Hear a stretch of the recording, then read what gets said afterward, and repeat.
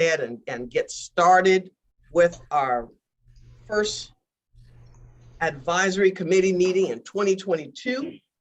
For those, we have some new members. For those who do not know me, I'm Dr. Dolores DaCosta. I am the executive director here at the Commission for Minority Affairs. And I just want to say Happy New Year to those I haven't seen in a while. And I'm going to allow some of the new members on to at least introduce themselves and tell us what organization or company they're representing. Do we have Army retired Colonel Alexander Conyers on? No, he's at a budget hearing for 10 o'clock this morning in Columbia. Oh, he's up here. Okay. Yeah, okay. yeah. All right, very good. I saw him. I introduced myself to him on last week, and I told him we're expecting him to be on this advisory committee. Is Barbara Bellamy on? She's mayor of Conway. I'll see when she logs in. What about Dr. Is it Verkel Darby? Okay. Dr. Zenobia Edwards.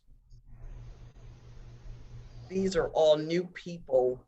My friend Otha Meadows, are you on, Otha? Good morning. Good morning. How are you? Wonderful. How's everyone? Good. I was so excited when Cynthia said that you agreed to be on our advisory board. That's a wonderful thing. Well, Down there. Urban League of Charleston. It's a pleasure for me to be involved with you all. It goes without saying, there's much work that needs to be done in the area of minority health. I get back to a very baseline response, and that is, we have to continue to work to address those disparities that we die disproportionately from. That's unnecessary. I mean, absolutely. So I just come from that very basic perspective, and I think that our work should go up from there. Very good. Well, we appreciate having you, and we look forward to your input on a lot of the things that we do here at the commission. Thank you so much. All right, and we have Jaquanda Tilley. Good morning.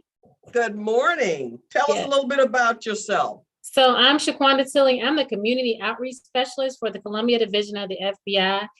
So my role here at the FBI office is to develop those partnerships with our community partners and business leaders so that we can spread awareness about some of the programs that we do and help to keep our community safe. Wonderful. Excellent. Love having you on our advisory board also, because your input's going to be essential in a lot of the things that we're getting ready to do here at the commission. Thank you for inviting me. Absolutely. Looking forward to it. Absolutely. The commission is growing. We are stretching our wings around the state. And right now we are about to restructure the organization so that we can accommodate the growth that we are experiencing. We're going to be moving to a new location, hopefully by August. We looked at it yesterday, and we're trying to get more space because my staff has grown from 11 when I started here in 2018, and we will be at about 25 by the end of this budget season. So we are looking at new space so that we can stretch out and be ready to do the work that we are charged to do. One big thing that I wanted to mention that we are doing with the commission, is this Mayor Bellamy? I am finally here. I had a problem with an internet connection. I'm at a hotel, so. Okay. So well, go ahead and introduce yourself. I'd already called the new members. Just go ahead and tell folks a little bit about you.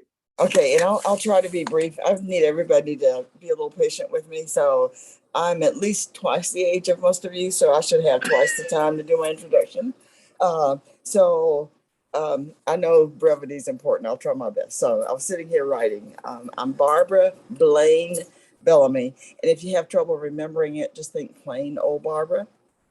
By training, I'm a lawyer, but that's the least of my descriptions that you'll be challenged to work with, I promise you. So my census stats, I'm a baby boomer.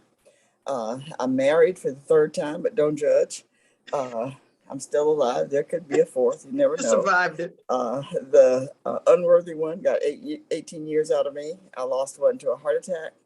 And today his name is Bobby, and he's a keeper.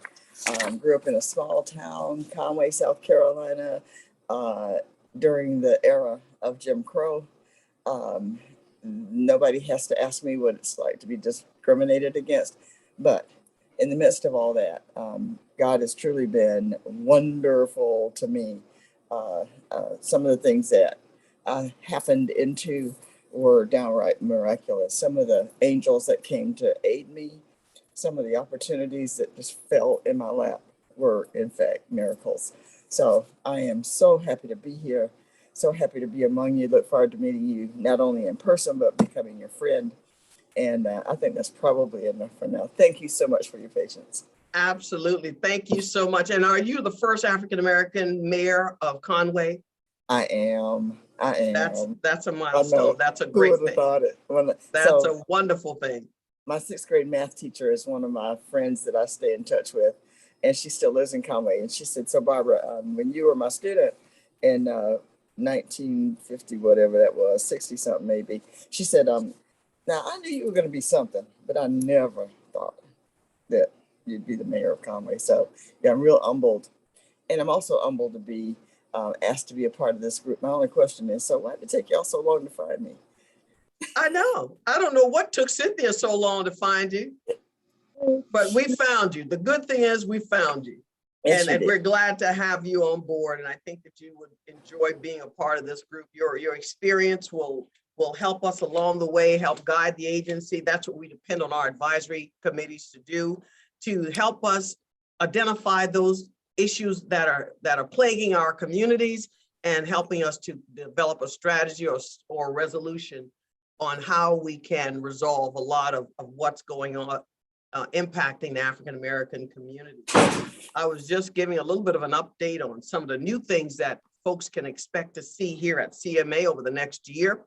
One thing that we've added that you will soon notice on all of our YouTubes and Facebook is we're going to incorporate sign language. We have someone here who specializes in that. So we're going to be incorporating that in all of our media things. And one major endeavor that's happening, we are partnering with the Department of Corrections Reentry Program. All of you have heard of the resource guide that we distributed to providing resources for the formerly incarcerated. Well, it's going another step. We have been asked to help put together a tracking database to follow those who reenter society to determine their success when they leave prison and to identify reasons why they're not successful or to share how they accomplish their success through whatever programs that are available out there. We want to be able to have some hard numbers to share whenever we tell folks that the recidivism rate in South Carolina is 21%, we want to focus on the 79% who have not returned to prison. We want to focus on the good that's coming into our communities. And the reason CMA is so involved with this, most of those who are reentering are going to be of African-American descent. So therefore, it is our responsibility to make sure that everything is made available so that they can be successful and never have to look back. We're trying to get that, destroy that stereotype that most people who have made mistakes in their lives and they are come out of prison, we want to try and get rid of that stereotype and show South Carolina that there's a workforce that's sitting at the Department of Corrections. There's a workforce of skilled people. They made mistake along the way. Once they have suffered the consequence of that, it should not be a cloud over their heads for the rest of their lives. And our job will be to prove that And the one way to do it is to start tracking their success, showing that when there's someone who's out there, not out in the streets, but they are working, they're taking care of their families, they've received housing. Many will be educated through some of the Pell Grant programs that are now out here. The commission is expanding its reach to make sure that everyone has a fair choice, a fair chance, excuse me, to succeed in whatever they want to succeed in. And I've been given instructions by Cynthia not to talk a lot because, you know, this group and my Hispanic group, we can really carry on a conversation. And I love communicating. So I'm not going to do a whole lot of talking because I've been given my orders. I'm going to follow this agenda that they've given me. And next on the agenda, Dr. Robert Fenton is our research director, is going to give us a brief legislative update since Brenton is at a meeting. Well, I'm not sure. Robert, are you doing the update or is Brenton going to do it? If he's not on the line, then I can do it. If he's on the line, then he can go ahead and do it. Good morning. I'm on the line. I'm in my car, but I'm on the line. Okay. Brenton's going to give us an update. Okay, all right. And I want to thank Robert for being prepared, just in case I wasn't able to make it. Though I am out of the office today, but actually leaving a meeting with a state legislator, a state senator, about some work for the commission, which I'll talk about momentarily. But one thing I did want to make sure that was disseminated to the group are just some legislative updates that are going on throughout this session. This is the second year of the 2-year session. So any bills that don't get passed this go round basically die and will have to be revived when they start the new session next year in 2023. I think the biggest thing, one of the biggest items last year that was talked about was the hate crimes bill, which is also known as the Clementa C. Pinckney Hate Crimes Act. That bill passed the South Carolina House, but still needs to be debated and passed by the South Carolina Senate. There's a lot of support across the state for the passage of this bill. As with a lot of bills that go through the General Assembly, a lot of the nuts and bolts are kind of being debated right now. As the last time that I checked, the bill has not been called up in front of the Senate for a subcommittee to be debated. But once that does occur, I'll be sure to let everybody know. So if you would like to weigh input in on that particular bill, you'll have the opportunity to do so. Another bill that might be of interest to people was sponsored by a representative from Charleston, from the Charleston area, which is H 4517, to remove racially restrictive covenants from deeds to real property and other deeds. And so as we all may be aware, back in the early part of the 20th century, one of the ways to keep minorities out of communities was to include a racially restrictive covenant, which basically said you could not sell a home or you could not sell land to people who weren't white. That has since been outlawed at the federal level. There are still some archaic deeds that have that clause in there, even though they're unenforceable. But there's a representative who put that in there to make sure that at the state level, there's no issues going forward. Another bill that was proposed very recently is H 4610, and that basically precludes the scent of marijuana from being used by law enforcement as a pretext for search and seizure or arrest. So if you've ever been pulled over, unfortunately I have. I was with my wife a couple years ago, and we were pulled over in a small town because of a traffic violation. Get to the when the officer got to the car, he mentioned that he smelled the smell of marijuana and used that as a pretext for a search. So this bill basically says that this officers saying that they smell marijuana cannot be used as a pretext for a search. The next one, or I should say the final one, is redistricting, which has been a hot button issue over the last, a lot of people think about year, but it's really been about 2 or 3 years. The census plays a huge role in redistricting here in the state of South Carolina, as it does throughout the rest of the United States.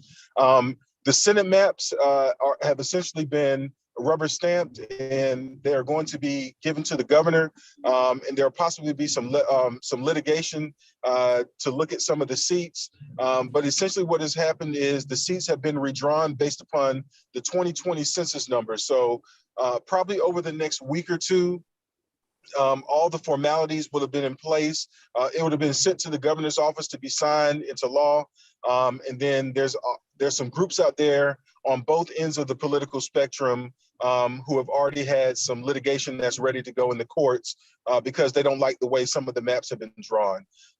One thing that I did not leave on here, but that I did see they're having a meeting on right now at the State House.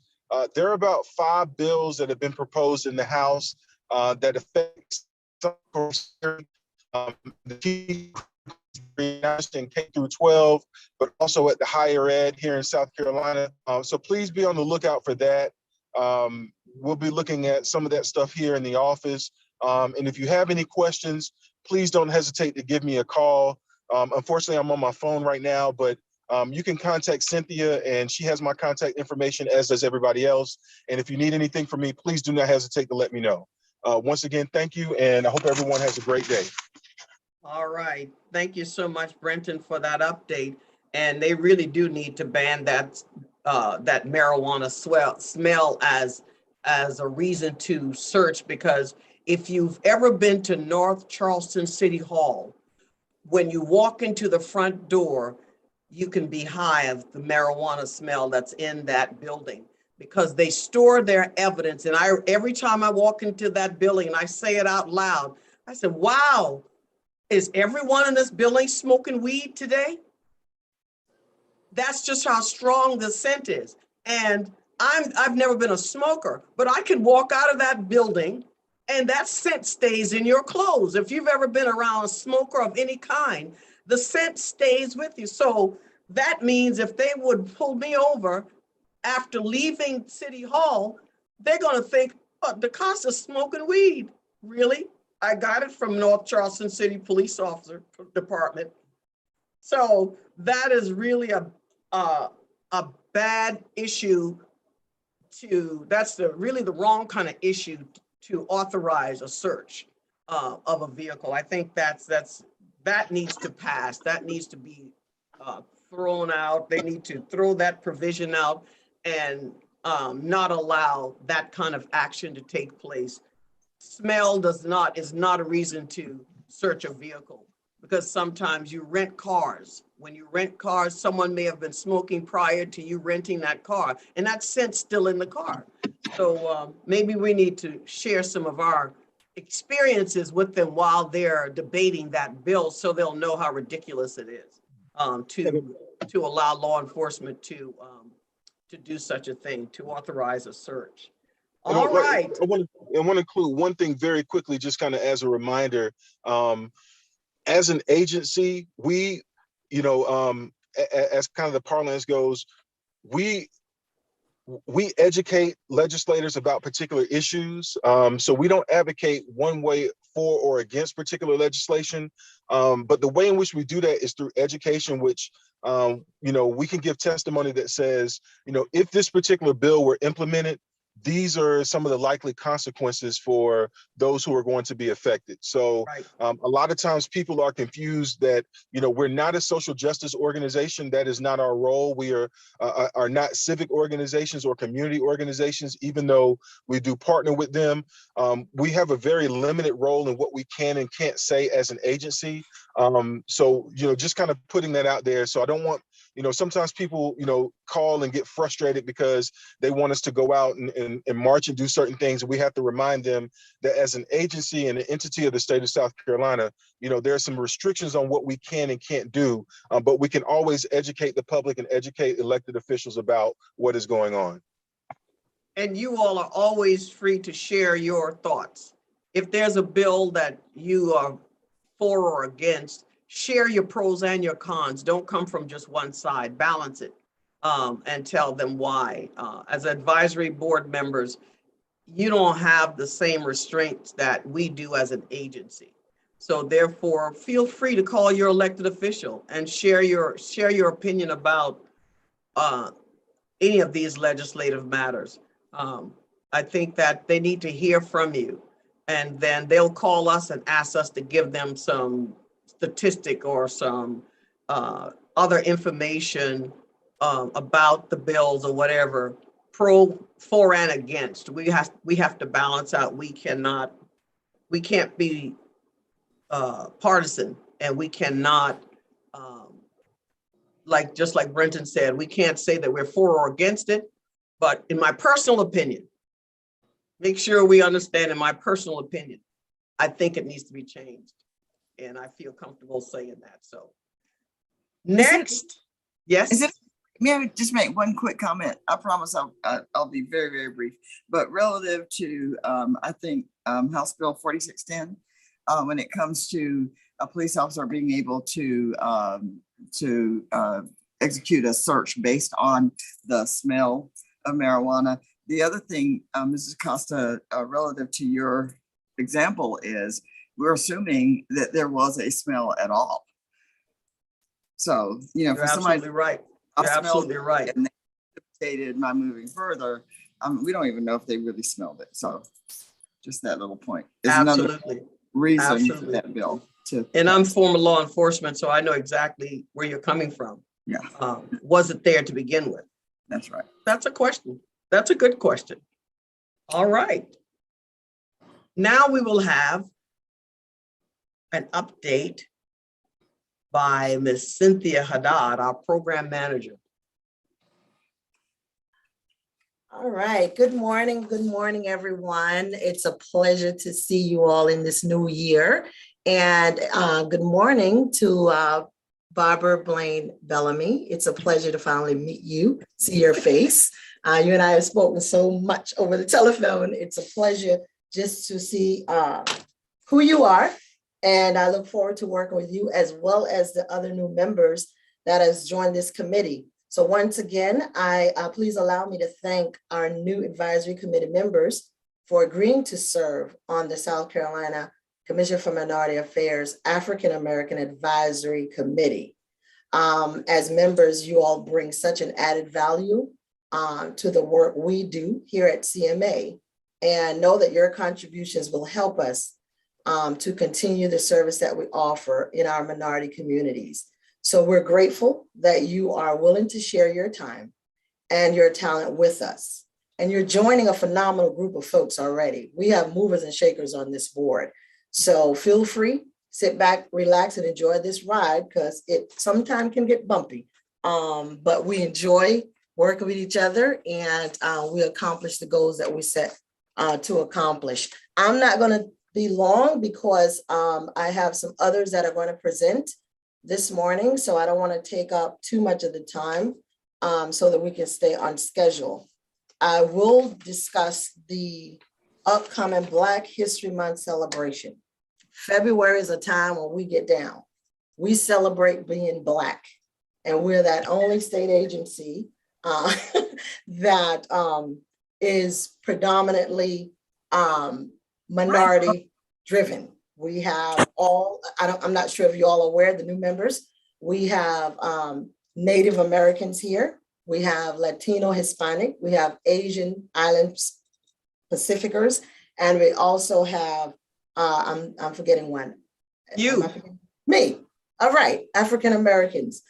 So we are that agency that we serve our minority groups, and we celebrate being Black. This is our third year celebrating Black History Month, and we're going to go big this time. Unfortunately, as Dr. DeCosto, I think she will mention that in her closing, please understand that we will maintain COVID restrictions. Really we pretty. will follow the guidelines. Really pretty.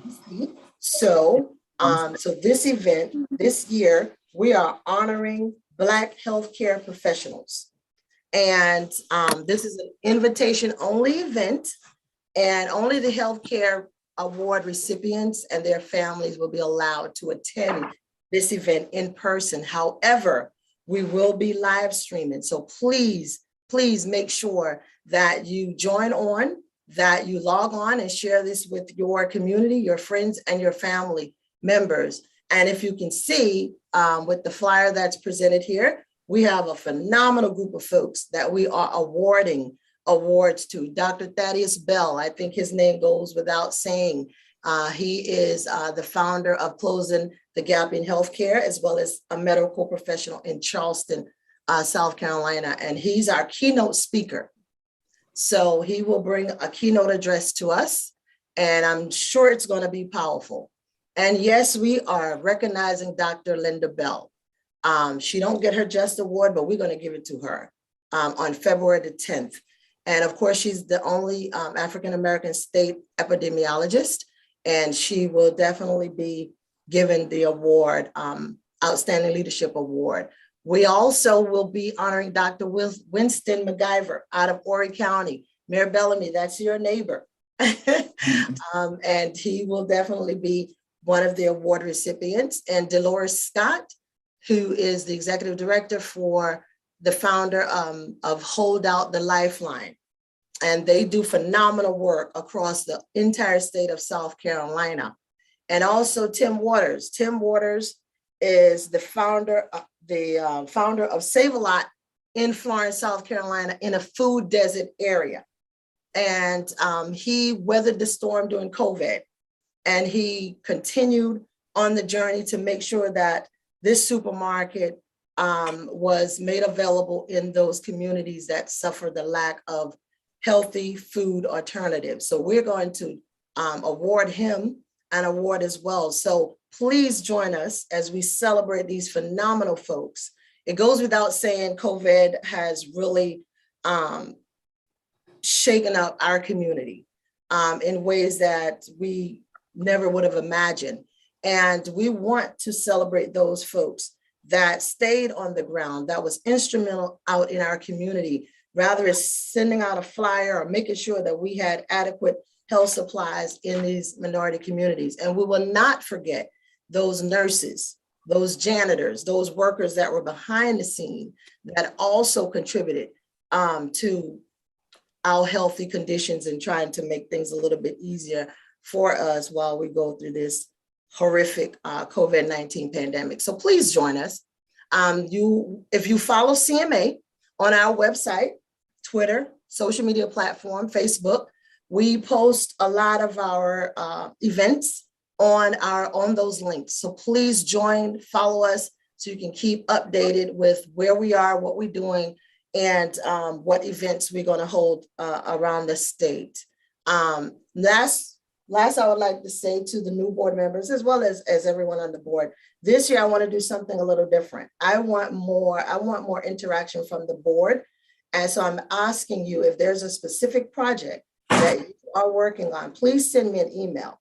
And let's see how CMA can help if possible. Keeping in mind our mission, it has to align with our mission to get our support and to see if we can work together to better serve your community. And again, if you need me, I'm available. Everyone has my number and my email address. Email me and I do respond. So I look forward to working with each and every one of you. And I am going to end on that note, Dr. DaCosta. All right. Thank you, Ms. Cynthia. Any comments for Cynthia? All right. It looks like we're going to have a research report from Ashley Williams, a research analyst here at CMA. Ashley, if you're ready to go. Good morning, Dr. DaCosta. Can you hear me? Yes. Good morning, everyone. Again, my name is Ashley Hannah Williams, and I serve as the Social Science Research Analyst for the South Carolina Commission for Minority Affairs. Thank you so much for allowing me the opportunity to share with you a few updates from the research division here at CMA.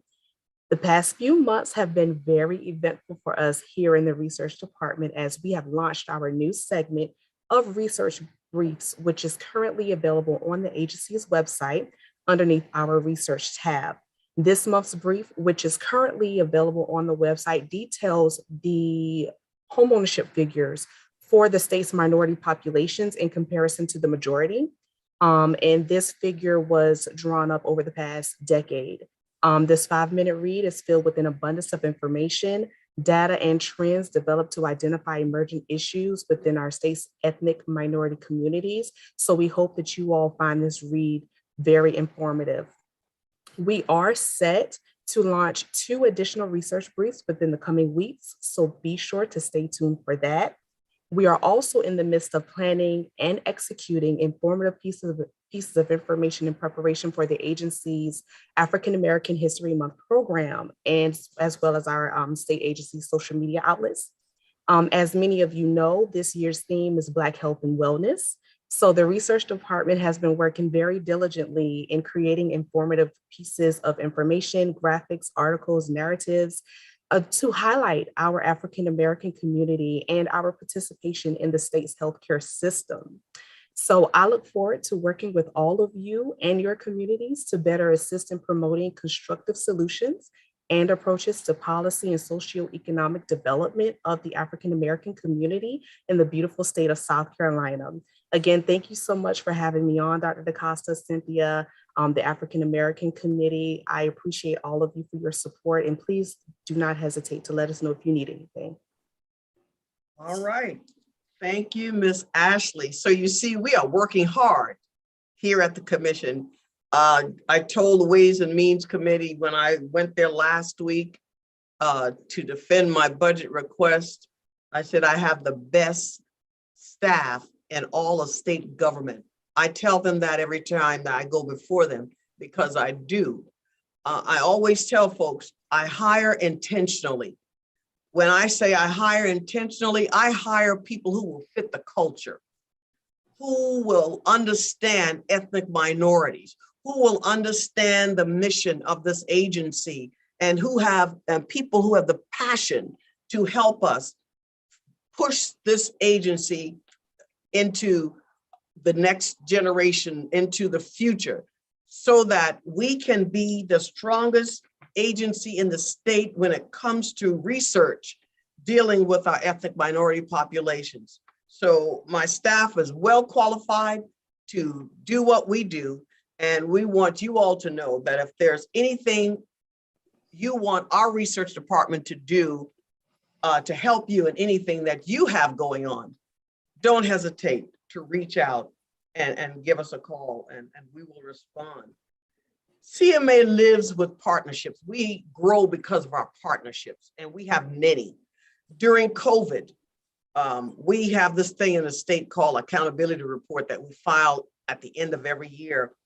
And in the middle of COVID, we were able to secure over 60 new partners to be our arms and legs out into the community around the state of South Carolina. One partner in particular that we love working with, and that's Denmark Technical College. At this time, I'm going to have Dr. Clifton Miles, Vice President of Administration and Innovation at Denmark Technical College, to come and tell us a little bit about a project that he's working on as a part of the partnership they have with CMA. Dr. Miles, you're up. Thank you, Dr. DaCosta, and I wanted to thank CMA for their support and always supporting Denmark Technical College. We truly appreciate that. And on behalf of our president, Dr. Willie L. Todd Jr., I'm standing in today to bring greetings on his behalf. We were excited that CMA called us about a couple of months ago to have a conversation with a company out of New Jersey by the name of Commvault. And through that conversation, we were able to launch a partnership with the company. And it was just a phenomenal experience. They were intentional about assisting minorities and giving them a hand up and not a handout to ensure that students would be equipped to be able to be competitive and learn a lot about their company. I just want to share a little bit about what we did with Commvault. And I think it's very, very powerful for a two-year historically Black college to facilitate this kind of partnership and land students opportunities in the future.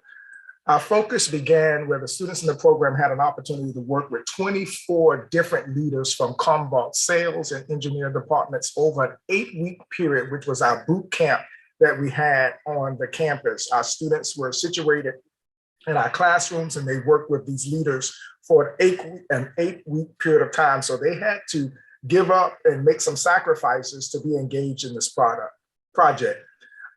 We focus on business and marketing. Students learned each week about the different aspects of sales and business operation departments and learn from their leaders about their career journeys and what their daily work life looked like. Our computer science students worked weekly with the directors of engineering at Commvault and learned about the importance of data security, as well as work hands-on to learn how to build databases. And each student at the completion of this particular 8-week boot camp was given a certificate of completion upon successfully attending the Commvault Skills Boot Camp, and they had to participate each time that they had the meetings, and they met twice a week in the different tracks that we had for the partnership. One of the success stories that we had already, even though we were preparing students to learn about the experiences at Commvault so that they could apply for internship experiences, one of our computer science students will be joining the Commvault team as a part-time mentee to a senior director of engineering. And his name is Saeed Said, doing his spring semester. So this entire spring semester, he will be able to work with that executive at Commvault and learn a lot more about the company. The goal of this project was we're going to train the students to ensure that they understand the nuances so that we can give them an advantage of moving forward in their particular career, at the same token that they learn a little bit about the work in reference to Commvault, and then they can make applications for internships in the future. So we're looking forward to our students applying for internships during the summer, because they only offer them during the summer. But we're just excited that one of the executives decided to take one of our students and give him that experience to move forward in the program. So it has been a rewarding program for our students to be able to engage with these professionals. We salute Commvault for their executives taking out the time to invest in minority students in South Carolina, all the way from New Jersey. And this is a worldwide company. And so I was really, really pleased about the opportunity. I was excited about the partnership. And I know that we only learned a lot of lessons of what we could do to make it better for the next go round. And we're looking forward to a continued relationship with Commvault.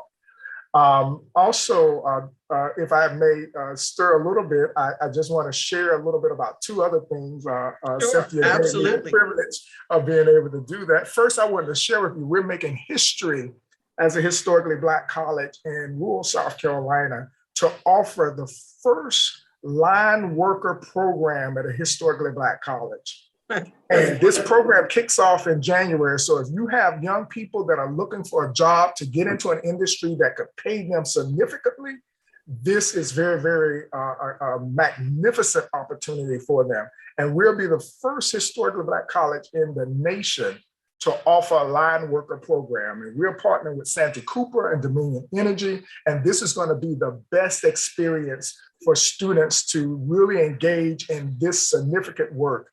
You see several programs around the state, but we will be the first HBCU. And so that is very, very important. I also wanted to share with you all that we're launching our CDL program as well. We have over 100 applications this January for CDL. And so we're excited for our students to be able to engage in that. And then lastly, I want to share with you that we're embarking over in the last part of January, the first part of February, in our homecoming. And I would share my screen, but I don't know if I have those capabilities. But we are bringing— can you do that? Sharice, can you share Dr. Miles' screen for him? I'm gonna see if I can share. Or Dr. give Miles, him you have the ability to share your screen. Okay, are you able to see? Yes, there So it is. this is our homecoming, just so Yes. that you know. And what we're trying to do, the purpose of us having the homecoming is really to give the students the level of support so they can engage with alumni at a high level, as well as build our alumni base so that we can have more support for the institution. So at historically Black colleges and universities, we really focus in on really creating a phenomenal experience where the alumni get to engage with our students. And so what you see is a myriad of experiences that happens throughout the week. But a couple I want to focus on. I want to focus on the SWV concert happening at the institution. And so that you all know, by us being a 2-year institution, this is probably the first time for us to have a headliner of this caliber at our institution. And so this is very, very important. We want all of you to go out and get your tickets for SWV to be able to support Denmark Tech, because we're stepping out there on a limb doing something of this caliber. And we really, really need your support. So if you haven't gotten your tickets, please get it. That will be on Thursday, February 3rd at 7 p.m. on our campus. On Friday, we are having what we consider to call our Legacy Gala. And this gala has been a phenomenal experience. We are COVID situated, where we have invested as of last year when we hosted our gala. We invested in COVID protocols to ensure that everyone was safe in the experience. So please, please, please, if you've never participated or you want to have something to do on Friday, the next Friday, February the 4th, please, please, please come out to our Legacy Gala. We are honoring one of our chief financial officer, his 3rd time retiring from the state government. And he promised to give our president 2 years and working. He kept his promise. His wife said, he got to come home now because you've been working too long. And so this is our 75th anniversary as an HBCU. And so it's very, very important that we recognize trailblazers, and we're recognizing our CFO because he's given considerable time to our institution. On the Saturday, we're having the big game, the parade, the game, the tailgating, the basketball, all of that, and everything that you can be a part. So I just wanted you to know. And then lastly, on that Sunday, we have our Mad Hatter Scholarship Sunday service. And this, if you've not experienced this, this is where all of the community churches come out, and the ladies, the dignitaries from the churches wear their hats and they parade around. And we are also featuring Kim Burrell.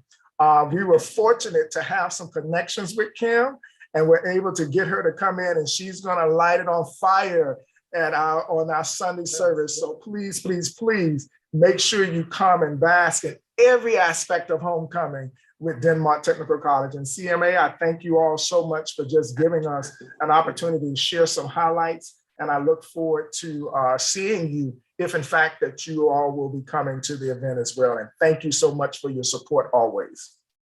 Thank you so much, Dr. Miles. This is why we partner.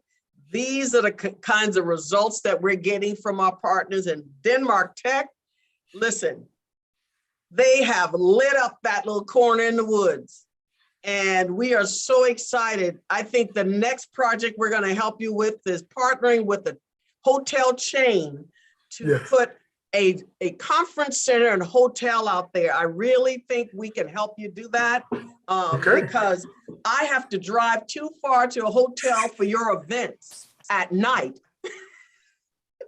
That's true. That's true. So that's going to be something that we're going to look into to see if we have a small chain that would come and set up a conference center and hotel space out there in the country. You all are doing a phenomenal job. And just imagine the impact that would make in our community. Absolutely. In the 3 counties we serve, that would make such an impact for our community. So thank you for thinking about us. Absolutely. And if I can say, please support Denmark Tech. Go to the gala. Listen, I went last year and I had a blast. If you want to see Dr. Miles and Dr. Todd get down, they get their boogie on. Don't let the suit fool you. We had a great time. So please support them and let's attend the event if we can. And if you all want to see me dance, you got to come there. Yes. I will get on the dance floor without a doubt. Yes, ma'am. Absolutely. I'm looking forward to it. Thank you so much, Dr. Miles. Thank you for the opportunity. Absolutely. Miss Ashley, are you ready? I am ready. Good morning. Good morning. Everyone. Good morning.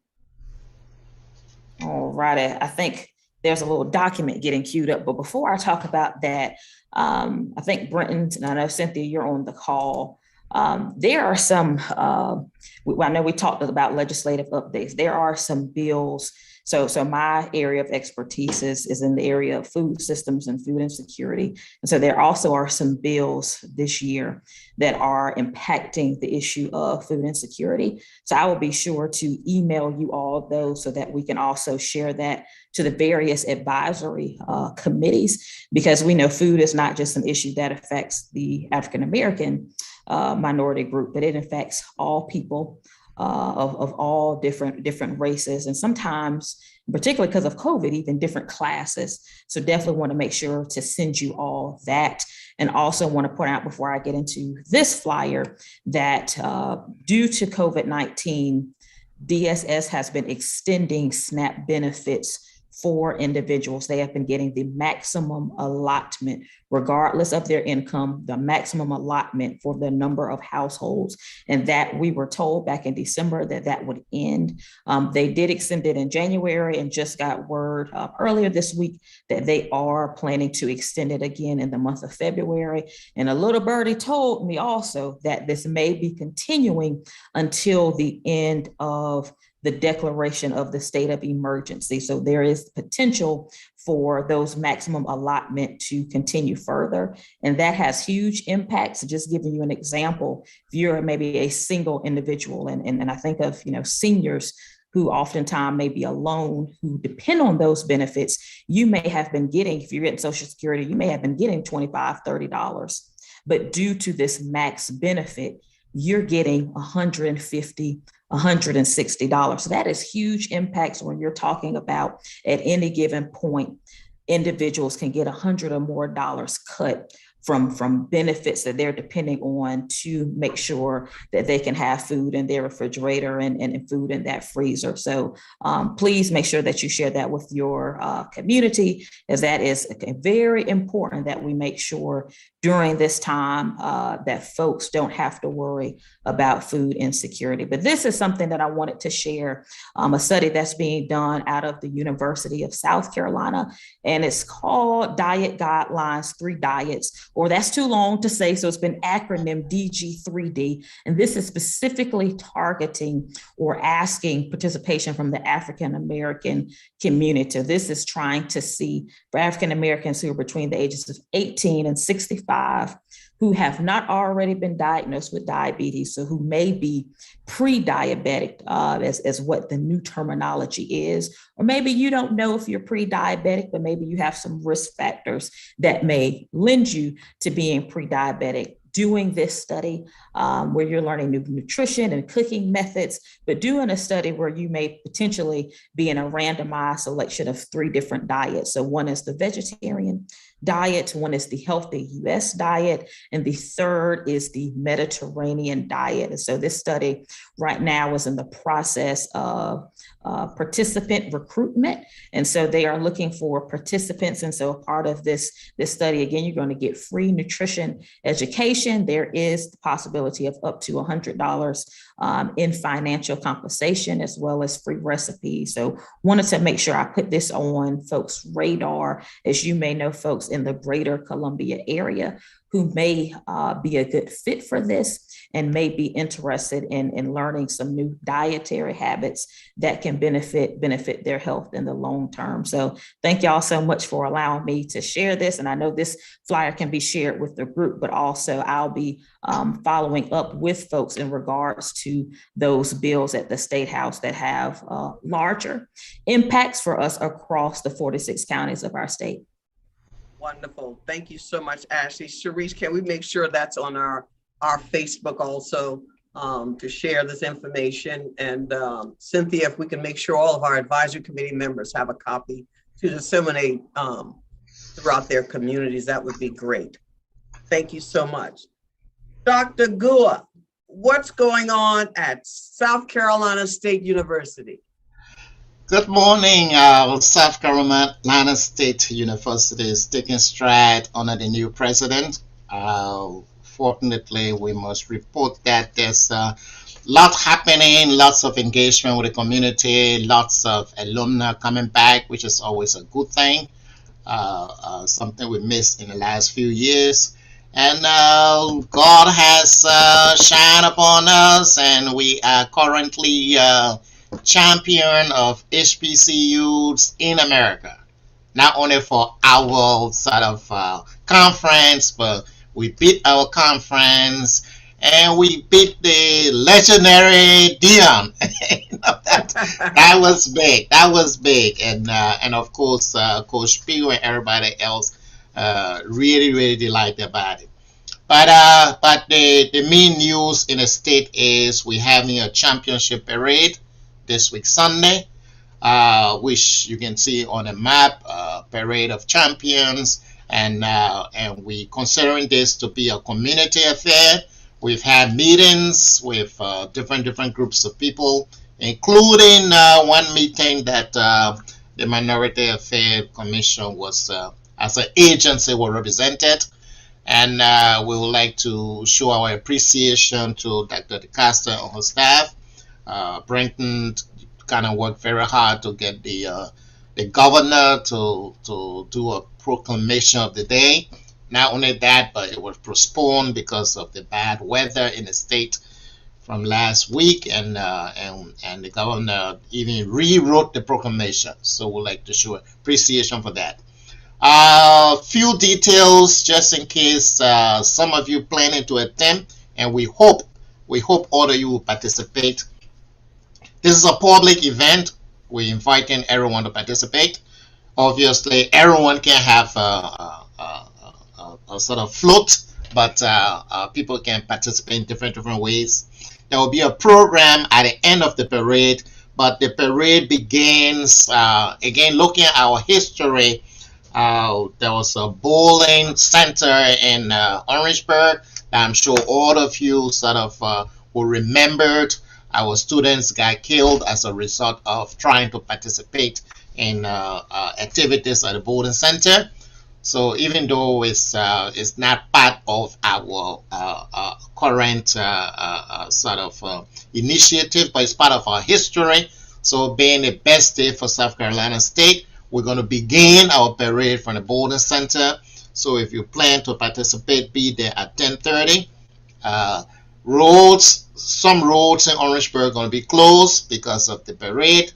So if you going through Orangeburg and not participating in the parade, please stick to 26. 26 may have traffic, but some roads in the city will be closed because of that. Arrival is between 10 to 10:30, and the parade begins at 12:30. And of course, as you see from the map, we'll go from the bowling alley all the way to our campus, and we're going to have a program with everyone sort of listening to Dr. DeCosta read a proclamation from the governor, which officially represents the governor as he raised it. But there will be other people participating. The goal here is to honor the football team, and of course, you know, we've had championship among the track and field boys, men and women. We don't call them boys and girls anymore. We've got men and women who've done very well in the track and field area. And of course, you all know our tennis and our cross-country team have been winning for a while. So we're celebrating our students who've worked very hard, and we're celebrating Coach Pugh. Coach Pugh has been committed to the university. He's done a lot for the states. He's visited a lot of high school, a lot of elementary school. He's motivated a lot of people, and he needs to be honored as well. I think that's about there'll be lots of float. Of course, our band will be there, but we also have band from band and cheerleaders from a lot of schools around the state that participating. So it will be a good day of celebration. Unfortunately, the president is not here to say more in welcoming everyone to the program, because he's trying to get more money for our budget.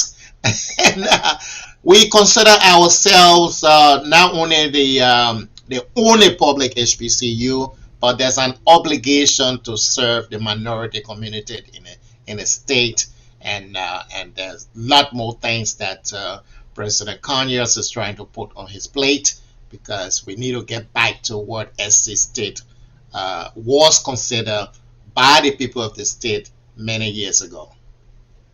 Thank All you. right. Thank you, Dr. Gore, for that update, and I look forward to being out there with you all on Sunday Yeah. and reading the proclamation, but more than anything, being a part of the celebration. Yeah. We get so many negative things in the atmosphere right now. Yeah. I like hearing about the positive things, and that's what I want CMA to focus on, promoting the positive things, turning things around, making our communities greater. And people like you all of my HBCUs are doing a great job trying to make sure that our students are exposed to different things, making sure that they have a presence in the communities that they're serving. All these things are important to our children so that they'll know that we are trying to make sure that they have the same opportunities to for education, the same opportunities to get the best jobs, the same opportunities to enjoy the better things in life. And I appreciate all of my HBCUs, and I appreciate all of you being a part of this advisory committee. Your knowledge and your experience helps to keep us focused on what we need to do to help on that side of the spectrum where we are educating our young people. So I thank you also, Dr. Gould, for your presentation, and I look forward to being there on Sunday. Do we have any other questions or comments from anyone in the group?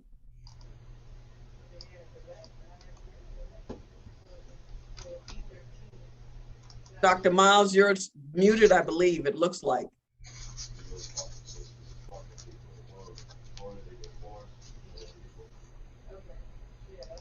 Still can't hear you. Well, Dr. Miles is trying to tell us something, but we can't get him unmuted. That's okay. We know it's good. And we know that it's good, as always. And for those of you who are new to the advisory committee, these are some of the things that we do. This year, we're going to hear more from our partners. We're going to hear reports like the ones that Ashley did and Dr. Miles and Dr. Gua. These are our lifelong partners here on the commission, and we want to know what's going on in your neck of the woods. We may ask Otha Meadows to give us an update the next time on some things going on in the Urban League down there that we can be involved in. We may call you, Mayor Bellamy, to talk about some of the challenges that you face being an African-American woman mayor in Conway, South Carolina, and how we can make your job easier. So this year, as we move forward, we want to hear more from our advisory committee members so that we will know how to develop our strategies to help you accomplish the goals that you have set for your organizations. And we stand ready to roll up our sleeves and have wheels. We will travel. We can travel anywhere in South Carolina. And my folks will tell you that I will get in my truck and I will drive to wherever you are. If you need me to speak to a group, if you need me to send a team of my folks down there to help you with an event, we stand ready to do so. And that's the direction I think we're going to go this year. More interaction with our advisory committee members so that CMA can have more interaction within our communities. Any comments from anyone on the call? Can you hear me now? Yes. Okay. What I wanted to share, Verizon.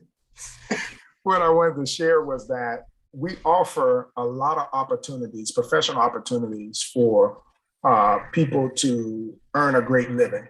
So I'm sharing with all of the advisory members, please look at our website continuously for job opportunities because we have a plethora of opportunities. So please, it's in the rural community so they can stay in their communities and be able to have a good paying job.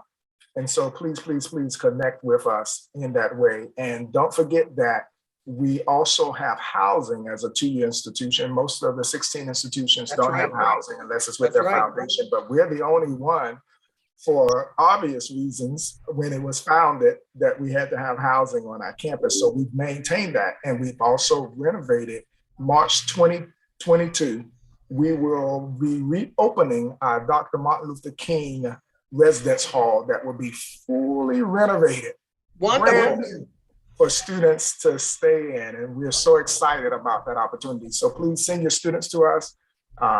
Please have them to take advantage of the opportunities. We got so many opportunities through CMA and other entities that we really can provide some vehicles for people in your community. So please reach out to us. Thank you so much. And Dr. Miles, I will be calling you. I'm meeting with Rick Todd tomorrow, the South Carolina Trucking Association, to address the shortage of CDLs. I think that could be a good partnership because in the budget meeting, he noted that there are over 80,000 jobs in 2021 for CDL drivers. And this year they're expecting that number to triple. So when you mentioned that you've got a CDL program, that just lit up my head. I started thinking, what a great partnership if we can get the Trucking Association to partner with Denmark Technical College to pull those students as soon as they complete their training and partner them with the company that's ready to train new CDLs. And we're getting calls from all over. You're correct. I know you are. I mean, the port has called us. They're partnering with us. So anybody that's ready to partner, we want to do that. And CMA they also put the link in the chat section so that you can go there. The class schedules are listed on the website so you can see when the classes start. It's flexible, supportive, and even if you're doing continuing education, you can come and still stay on the campus. That's the benefit of attending Denmark Technical College. You can take small intervals of success. It can be a 5-week, it can be an 8-week. It can be a variety of opportunities for you to choose from. And that's what's beneficial about our institution. That's wonderful. We will definitely be in touch with you regarding that CDL. Any other concerns, comments?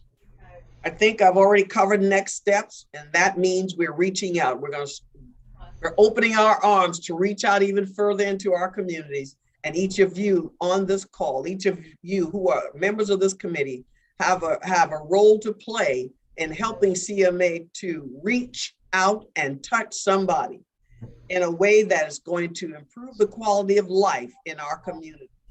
I thank you all for being on the call today. This is a great group, and your feedback is just a wonderful way for us to measure how well we're doing at the commission. So keep sending those feedbacks. Keep telling us what we need to do to help make things easier for all of you in your communities. We're in this together, all of my program areas, because even with the different cultures that we serve here, there are some common areas that we all share. And there are some things that we can all do together, not just as African Americans. We can pull African Americans, Hispanic, Native Americans, and our Asian populations. We can pull everybody together for the good of the community. So I'm looking forward to a great year between CMA and our African American committee members, and what we can do and the things we can do in all of our communities. Thank you again for being on the call. And Dr. Gua, I'll see you Sunday. And Dr. Miles, I will see you Friday. All right. Thank you so much. Thank you.